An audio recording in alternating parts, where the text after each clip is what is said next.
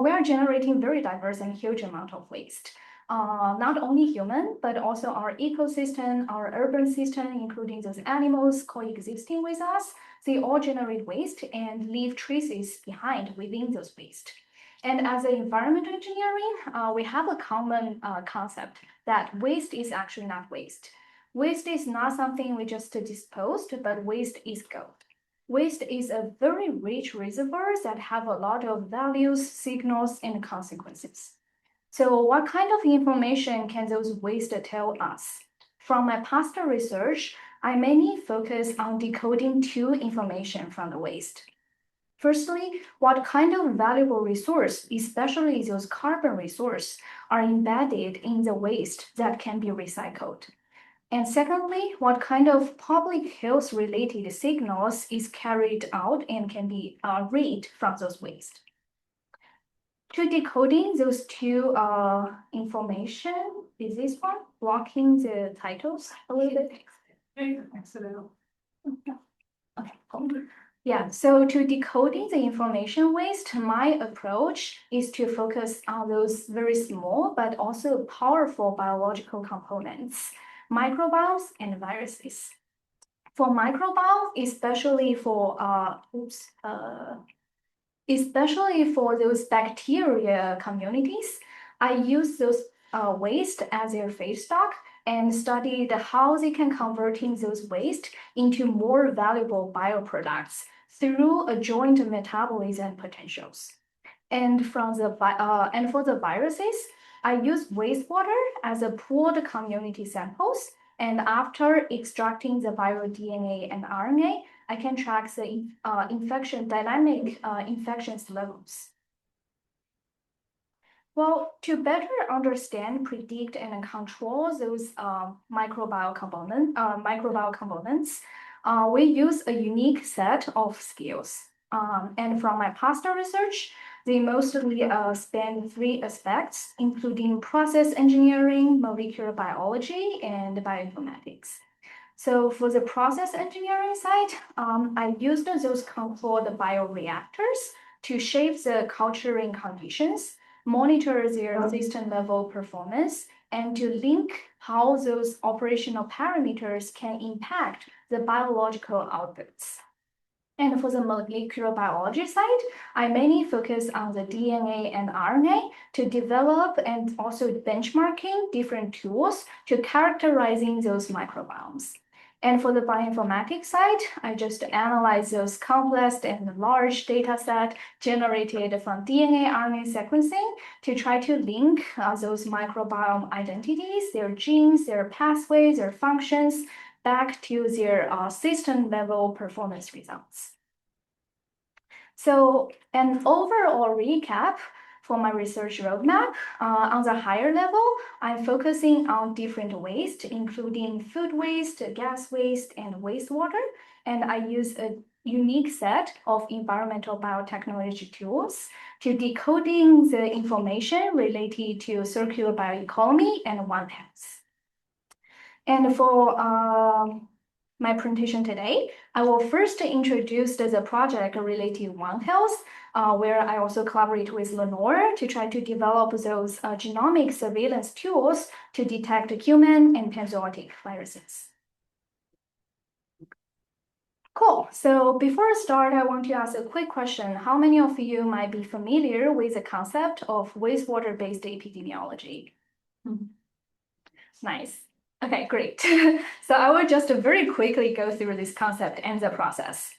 So no matter human or animal, if they will get infected, they probably won't directly go to the hospital to test, but they will definitely shed the virus into their poops or urines. And those poop and urines will eventually ended up in the wastewater, where they collected the waste from defined community areas. And by sampling the influent wastewater, we can also sample those viruses. And by extracting their DNA and RNA and coupled with the downstream dPCR or qPCR based method, we can quantify the virus concentrations over time. And during COVID, people already proved that the wastewater the wastewater detected concentration trend is highly aligned with those clinical test trend. And overall, this wastewater-based method can give us the opportunity to have a more unbiased detection of community-level infections. And currently, this method is already widely used nationwide. And I just did a quick check before my presentation today on the wastewater scan website. So here is a map showing the Honolulu, and the purple area is the monitored area. And here on the left side shows the infection level of different virus. And currently, only the RSV level is a little high, so I would call it a good because it's not too fatal for our human. Well, as I mentioned, during COVID, people are only focused on SARS-CoV-2. However, there's a shift research goal that people want to detect not only SARS-CoV-2, but other virus, and also to go beyond just to quantify them. So this shifted research goal requires some new tools besides PCR. And that's where the sequencing comes inside. So for the PCR, it can only, without multiplexing, it can only quantify fewer types and also known virus types. However, with sequencing, it gives us ability to identify or do genotyping of very diverse virus across different hosts, and also enable us to both genotyping known and unknown viruses. And that is very important for us because by genotyping those known viruses, we can inform the vaccine development. And for genotyping those unknown viruses, either through mutation or like previously unclassified, it gives us opportunity to maybe have some early warnings of the next pandemic virus X. Well, although sequencing those viruses from wastewater is very powerful, but the methodology is still in very early stage, at least during my postdoc. And one of the key challenge is that virus is in very low concentrations. And as I show here in the figures, so this is wastewater treatment plants. And as you can see, their samples have many diverse different kind of organisms and mostly bacteria. And for our virus, it just represent a very small fractions. So to detect those viruses, we need to improve the sensitivity of our detection tools. And on the other side, the wastewater sample will contain like very diverse types of different virus, including those DNA, DNA virus, RNA virus, and they can have envelope or non-envelope. And this will require us to have to make our method both very broad range to detect all virus and also accurately distinguish each virus from this very diverse pool. So for our research, our main goal is to benchmarking the sensitivity and the accuracy of virus detection method from wastewater. And we have benchmark from different aspects, including the DNA, RNA processing method, different sequencing method, and also we applied some different bioinformatic tools. And we apply these whole pipelines for both cultured virus and endogenous virus from the wastewater. Well, the significance of this research is really to lay the foundation for many public agencies to further apply our pipelines in their routine wastewater surveillance monitorings. And today, I'm first going to show our results, some of our key results from benchmarking those different processing methods. So here is in more details, the processing method compared in our research. So there are many four methods: Promega, Innova Prepare, the solid method, and nanotrap. The first two, Promega and solids, they are direct extraction method, and the Innova Prepare and nanotrap is first to concentrate the samples and followed by extraction. Well, these four methods differed in their mechanisms, such as Promega is column-based destruction, and solid method use those speed beating steps, InnovaPrepare is basically an ultra filtration-based method, and NanoTrap is affinity-based method. All those different mechanisms will potentially result in a very distinct profile of virus that we can detect. And that is true.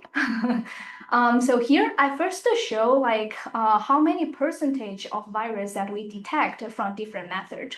And as you can see that the first column is InnovaPrepare. They exhibited the most sensitive detection of total virus up to 2% and also human virus up to 1%. Well, I know the number 1 and 2 seems still very low. However, compared to some previous method, they can only detect like 0.01% of virus in the wastewater. So this is already a huge improvement. And secondly, we inspected the virus host distributions detected by our different method. And as you can see, those different processing methods can bias some host-specific virus.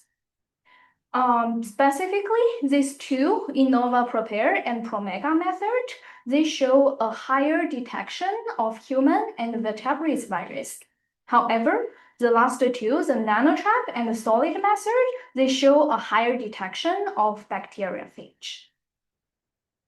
And we think the reason to cause this difference is due to their different processing steps.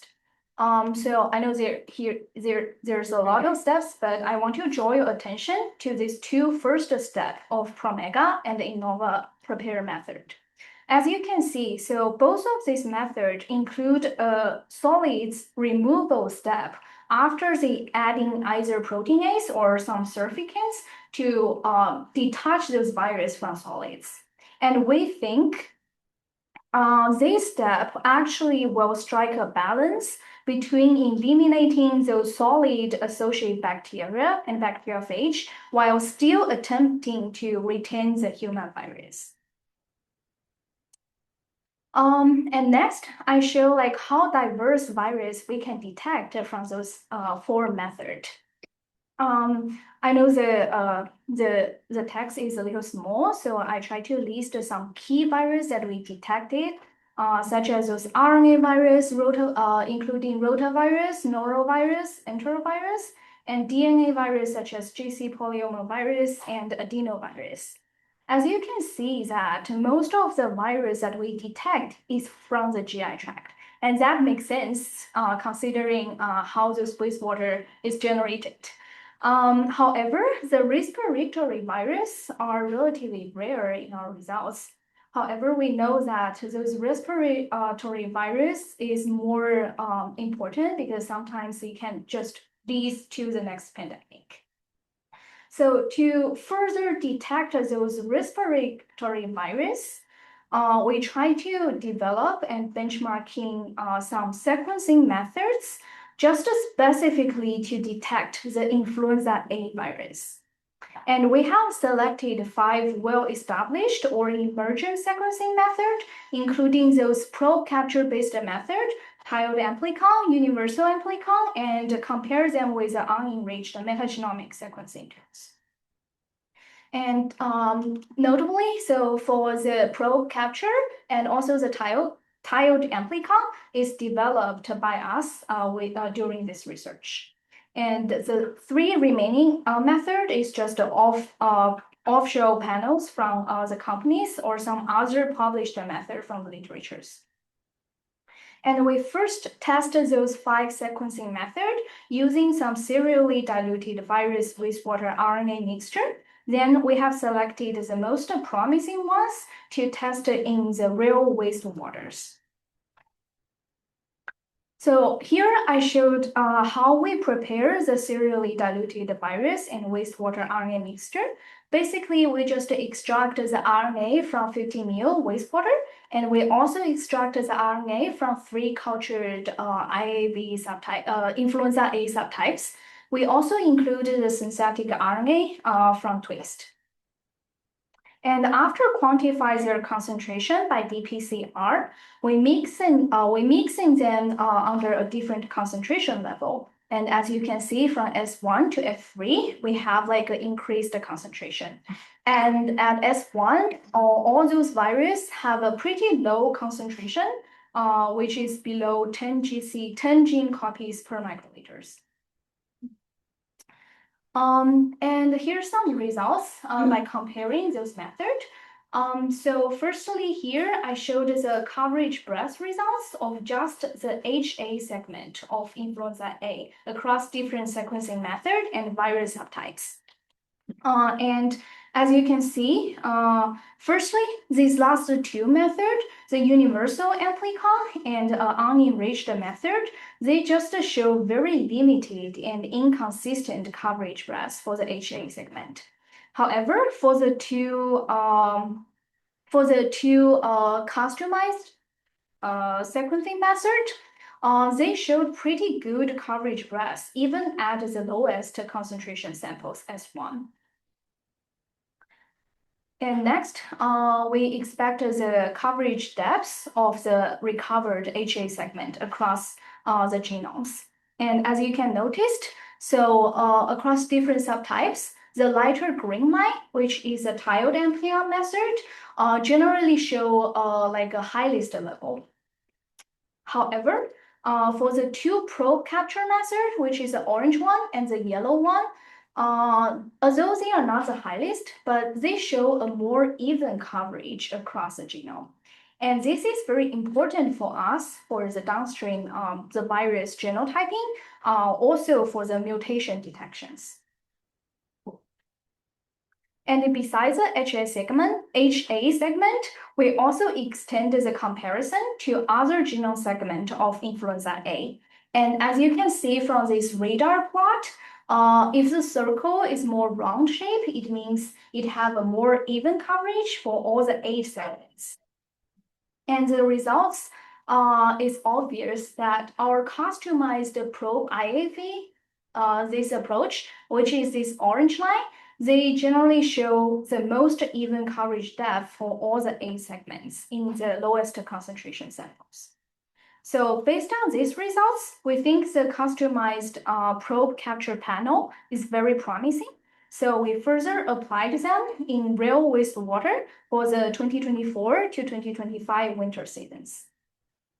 And notably, we designed these probe capture panels to include a very diverse type of influenza A across 11 subtypes, and also a very diverse host range.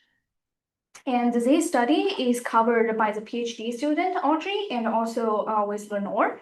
And from some like preliminary results, we can detect both human, cattle, and avian associated strains by using this panel. And in the meantime, this panel attracted a lot of like interest, either from the Colorado CDPH or a group like in Europe also reached out to us, want to test these panels in their wastewaters. So some key takeaways from the wastewater virus sequencing results. Firstly, we find that different DNA, RNA concentration and extraction method can generate very distinct viral profiles. And secondly, we think that the ratio between your target virus and non-target organisms, including bacteria or bacteriophage, can actually significantly impact your sequencing sensitivities. However, that might not be true for the dPCR, which I didn't talk in this presentation today. And thirdly, wastewater is naturally rich in those GI tract virus. However, to detect those respiratory virus requires a more sensitive detection method. Oops, so sorry. Stan.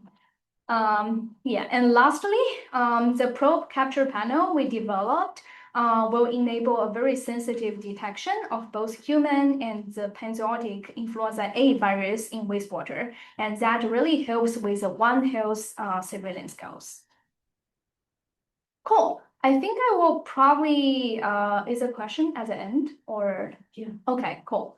Yeah, so then I can talk my second research aspect, which is very different, but also very interesting. So for this part, I'm trying to engineering those microbiome, which is the good guys, not the bad guy as virus. And I try to make them to help us upcycling those carbon resource from the diverse waste streams. So firstly, why we will select to use those microbiomes?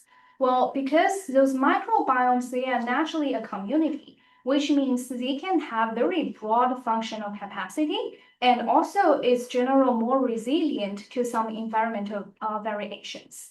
And this makes them very ideal to treat the real waste come from like diverse streams. Because like the real waste in our real world is usually highly heterogeneous and it can change over time or across different locations. Well, one of the most widely used microbiomes approach to recovery resource is, especially the carbon resource, is called anaerobic digestion. So in this process, firstly, those complex polymers such as your carbohydrate, proteins, and lipids will be hydrolyzed to become smaller molecules such as the sugar, amino acid, and the glycerol.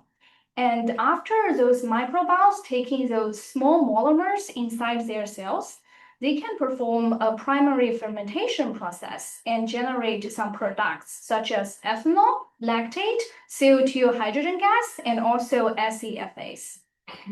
So SCFA stands for short chain fatty acid. It's basically a mixed group of carboxylic acid with a carbon chain range from 2 to 5. And one of the short chain fatty acid, acetate can be further combined with CO2 and hydrogen to eventually produce the biogas. And biogas can be converted to electricity to power our cities.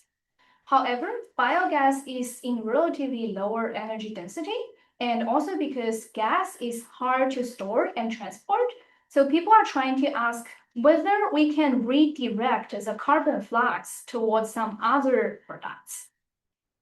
And that's where the second route comes in, called arrested anaerobic digestion. So basically, this process just arrests the whole anaerobic digestion process before the biogas is produced, and instead focusing on accumulating those short-chain fatty acid. And why focusing on them? Because short-chain fatty acid is a liquid-based product, which means they can be more easily to incorporate into some downstream process. And secondly, the short-chain fatty acid have a very wide application spectrum, such as acetate can be used as a very important carbon resource for downstream wastewater biological nitrogen removal, and the propionic acid can be eventually converted to bioplastic. And also, the short-chain fatty acid is actually naturally produced in the human gut system and closely related to the human health. However, nothing is perfect. If we focus on accumulating this short-chain fatty acid, there can also be some challenge. And one of the challenges is that those short-chain fatty acid is highly soluble in your products. So it will be very hard to separate them in the downstream process. And in the meantime, if we only focus on those short-chain fatty acid, some other fermentation byproducts, such as CO2 and hydrogen gas, will be underused. So those challenges pushing people to upgrade this anaerobic digestion process one step further. By combining all those primary fermentation products and together feeding more wasted gas streams from the industry, and go through a process called chain elongation to finally produce the products mid-chain fatty acid. Well, those mid-chain fatty acid will have a higher value. It can be used as it's a very important precursors and can be eventually converted to sustainable aviation fuels. So over the whole process, you can see that how people gradually upgrading this anaerobic digestion process by extending either their feedstock spectrum and also upgrade the product's values. Well, in my previous research, I focused on two different platforms for the carbon upcycling. One is the arrestic anaerobic digestion. Another one is a mixed trophy C1 gas fermentation. And in the arrestic anaerobic digestion system, I feed my microbiomes with food waste and hope them can produce the short-chain fatty acid.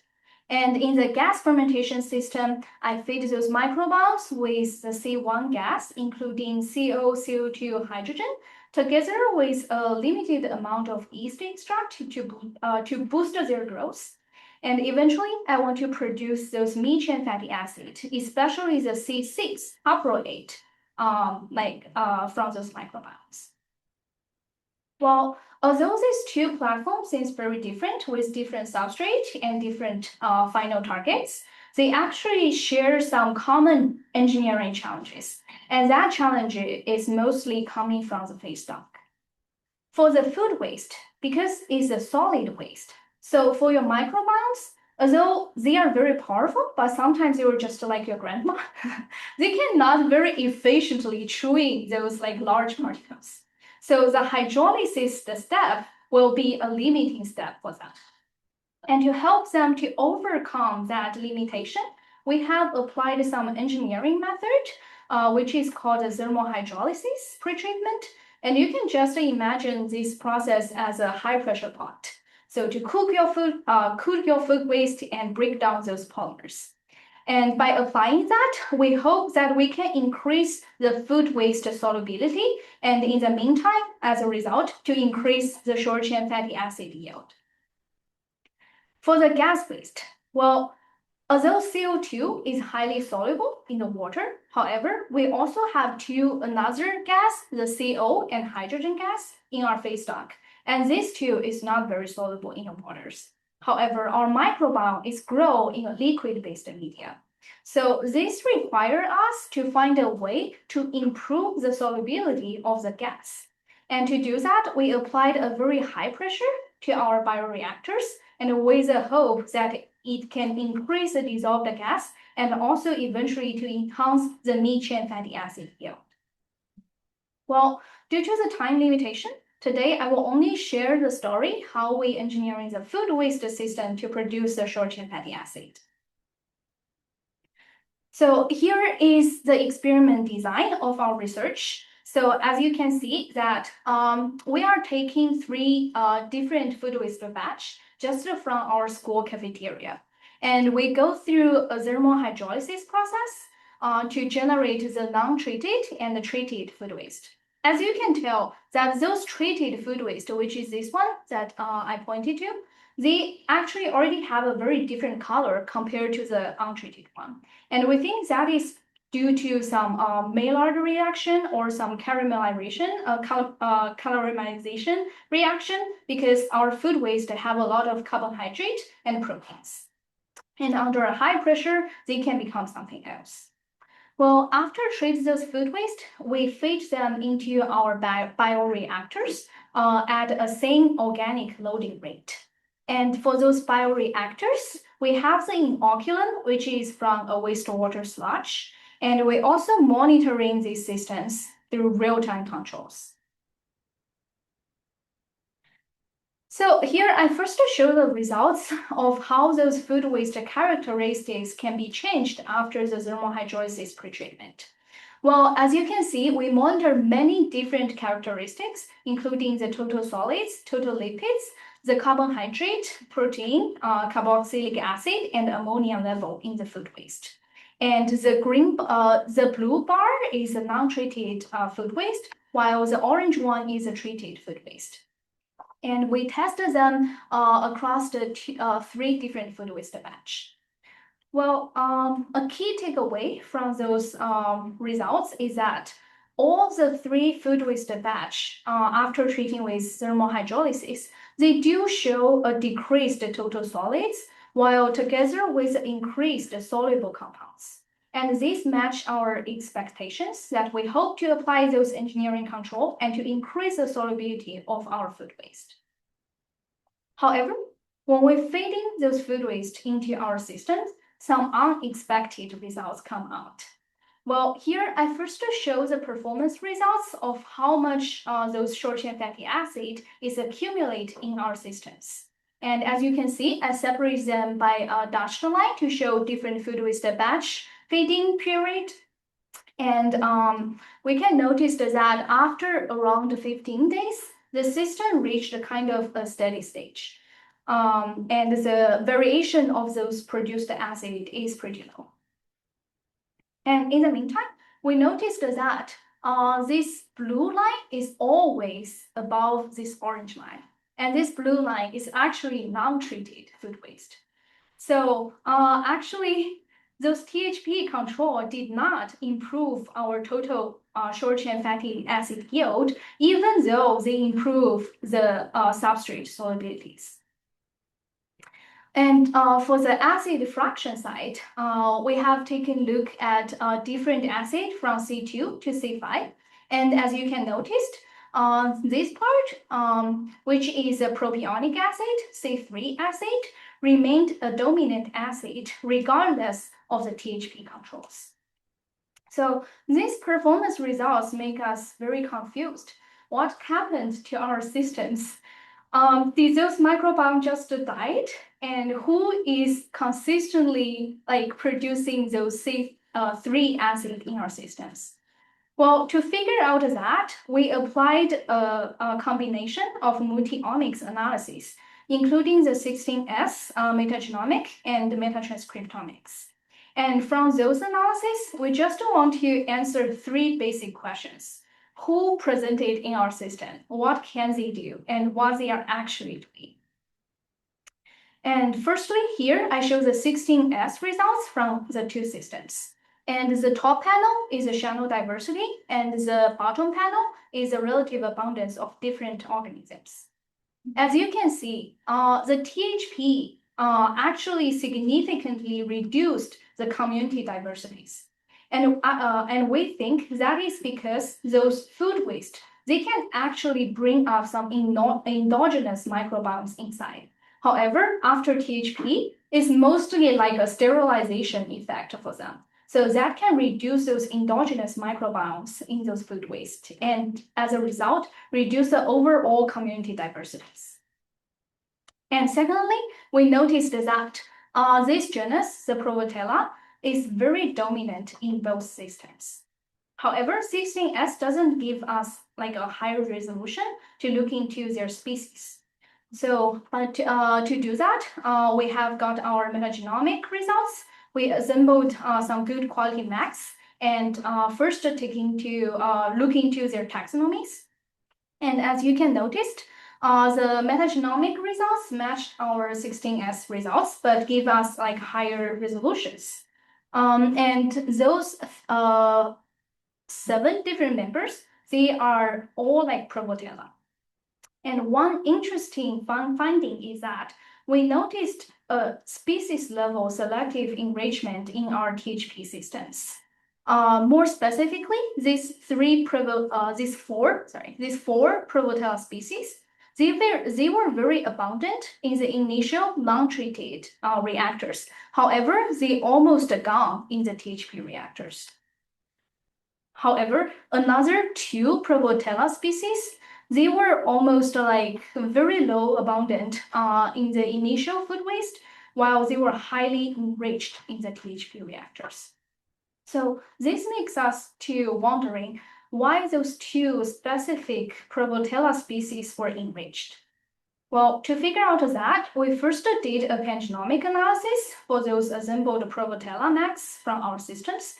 And we noticed that these 2 survived Provotella. They share the highest ANI numbers from the genomes. And in the meantime, they both show a very unique gene set encoding for a starch-binding outer membrane proteins. However, unfortunately, we didn't find a way to further test or finding out what those unique gene or those encoded enzyme their true functions. And I appreciate any advice towards these results. And that is from the DNA side. We also look at the mRNA expression levels, especially for the Provotella production pathways, because as you remember, the propionic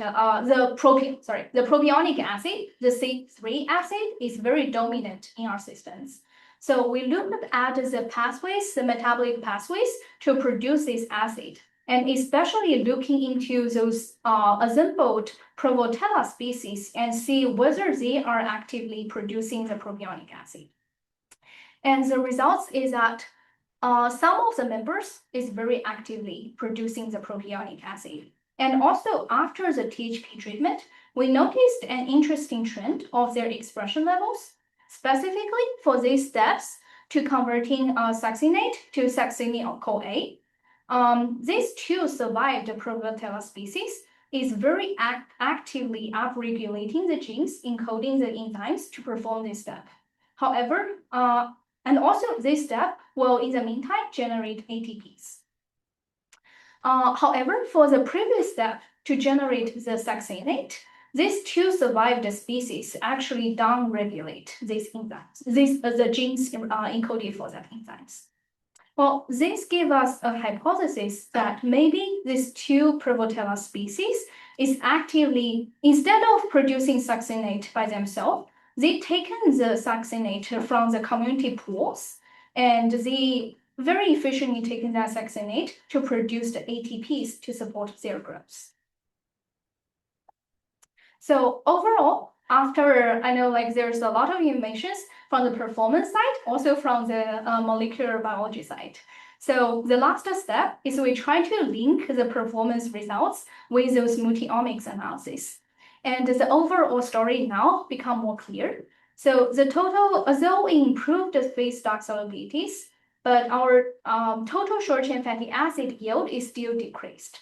And we think that can be linked to a reduced community diversities due to the THP. And in the meantime, we find that THP selectively enriched the two Protella species, and they might have very unique niche for the propionic acid productions. Well, overall, we find that those engineering controls can they might not very accurately improve your total yield, but they can selectively enrich some organisms with very unique ecological niche. And also for the gas fermentation project, I don't have enough time to go in details, but just a quick preview because some of the research is still ongoing. So very unfortunately, we also find that after applying those high pressure control to our bioreactors, so those are the high pressure bioreactors, looks very complex. However, we didn't, after applying those high pressure, we still didn't improve our yield. And we have some initial multi-omics analysis. From the DNA side, we noticed that E. coli is highly enriched in our systems, and the high pressure reduced the E. coli abundance. And through the mRNA analysis, we find out that the pathways to consume the gas, which is the Wood-Lindow pathway, they were not very actively expressed in our systems. Instead, some other acid production pathways, especially for those heterogeneous bacteria, is very active. So that proves that our E. coli, the most abundant one, they didn't consume gas, but they produce the acetate or our acid from some other organic source in our system, which is the yeast extract. Although we did control the amount that we dose, but still they can just take use of that and grow very fast. So there are still some ongoing works for us to change our culturing strategies to balance those heterotrophy and autotrophies in our systems. And to do that, we have these two different cultures. One is yeast extract enriched, one is less enriched. And we first tested them in those those small flasks without a very high pressure. And we comparing their performance under 5 different gas compositions. Those different gas composition will give us different amount of total carbon resource and also total electrons. Because the overall chain elongation process is a process that need a lot of reducing powers. So the total electrons in our systems is also very important. Well, among the 5 gas compositions, we hypothesize that the CO and hydrogen combination condition will give us the highest yield due to they have the highest amount of carbon and also electrons. Well, some of the results is still ongoing, so I was not going to show it here today. And finally, some key takeaway message from those very interesting microbiome approach. Firstly, we know that those environmental microbiomes, they are very resilient platforms that can be adapted to different carbon upcycling approaches. And secondly, we find that by steering those feedstock along, sometimes do not reliably improve the total yields, but they could selectively enrich some organisms with very unique niche. And lastly, is for the future hope. I think for those complex microbiome engineering things, one of the key limitation right now is that we still do not have a very deeper understanding of those communities' structure or their functional shift after we apply those engineering controls. So this really limited our next step to develop a more precise and predictive engineering approach for those microbiomes. Well, that's all of my two project presentation today. And lastly, I want to shout out to all the people that helped me before across academia and national lab and some industry partners. Also, thanks to the friends and families. Without their help and support, I cannot reach today's achievements. So with that, I'm happy to take any questions from the audience and also maybe online audience. Yeah.